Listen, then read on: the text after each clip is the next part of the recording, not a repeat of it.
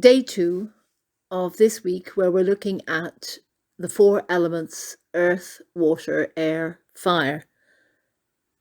And today is the turn of water. How many of you remember a movie called Oh Brother, Where Art Thou with George Clooney? There's a wonderful rendition of an old Baptist gospel song in that movie when the three renegades come across a group of people all being baptized. It's worth looking up on YouTube if you want to. But the song goes, I went down to the river to pray, learning about those good old days, and if I wear the starry crown, good Lord, show me the way. Oh, sister, let's go down, come on down. Oh, sister, let's come down, let's go down to the river to pray.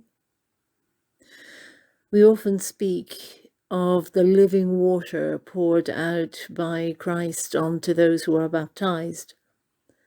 And sometimes a bit like having a glass of water and then a couple of hours later you're thirsty again. We tend to perhaps seek not so much the water of life, but the water of convenience. And yet without water, our land, our lives, our very selves would be destroyed and gone. There are places in the world which has too much water, and this winter we've seen an awful lot of flooding. We've seen our rivers overflow and the ponds and the streams and the weirs. Yet there are areas in the world where water is such a precious commodity, not a single drop of it is wasted. There are areas in the world where children have to drink dirty, contaminated water or have nothing else.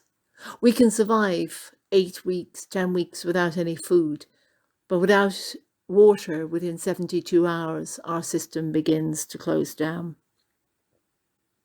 How many of us have ignored a dripping tap? How many of us have left a tap running into the sink, gallons of water wasting away? How many of us rail at a water pipe ban? And how many of us really seriously collect and use the water in our water butts? How many of us have fitted hippos into our tanks at the back of our loos? How many of us fit shower heads that save water and not waste it? I wonder what we might do to help preserve the water, and in doing so remind ourselves of the gift of the water of life that flows through us. We are made up primarily of water.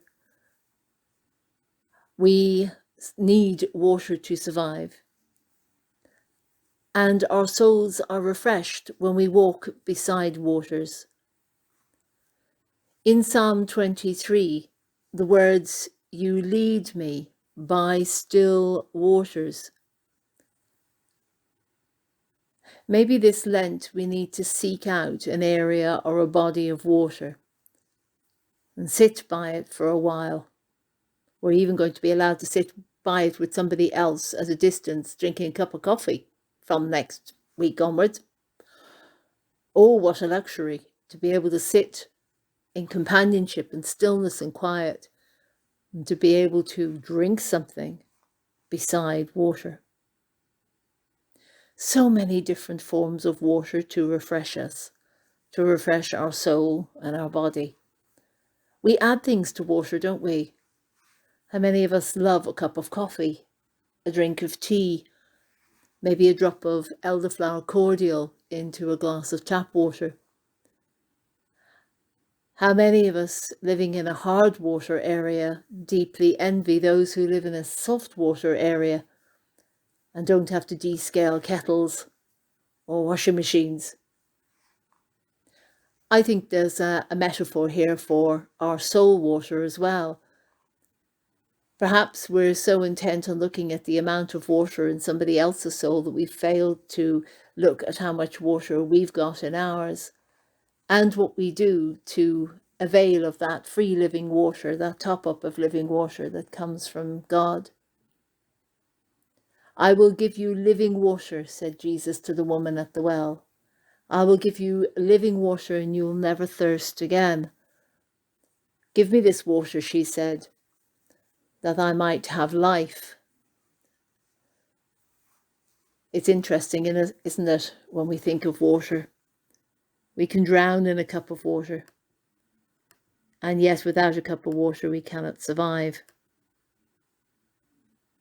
Water is such a precious commodity, and many places and peoples of the world don't share in this commodity.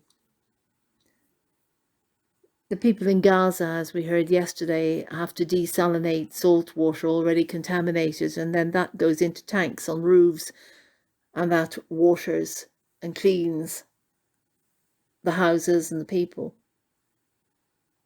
When boiled, it can be used for tea and coffee. In desert areas, fresh water is very precious. People walk miles for it.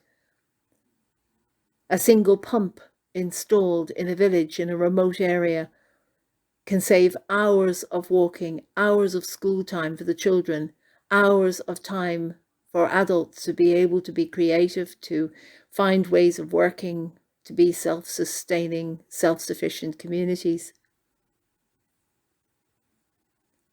If we did nothing else except monitor our water usage and be more prudent with it, it would be a massive contribution to our work to protect the environment.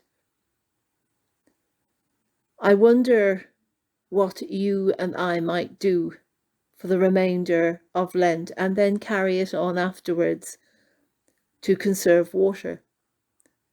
Even one simple change from every household reached by this small, short, meditative video might bring about an enormous change and the saving of water so that that water can be used elsewhere for other purposes. I wonder too what we can do to top up our water in our souls. Where do we need to sit a while beside still waters and ask Jesus for the water of life? Have we ever really asked for the water of life? And would we even know if we were offered it? Seek out somewhere quiet. Sit by water, even if it's only in your tap. Sit with a glass of water and think about it, where it's come from, how it's reached you, and pray for each step of the journey. Water, water of life, Jesus gives us the water of life. Water, water of life, Jesus gives us the water of life.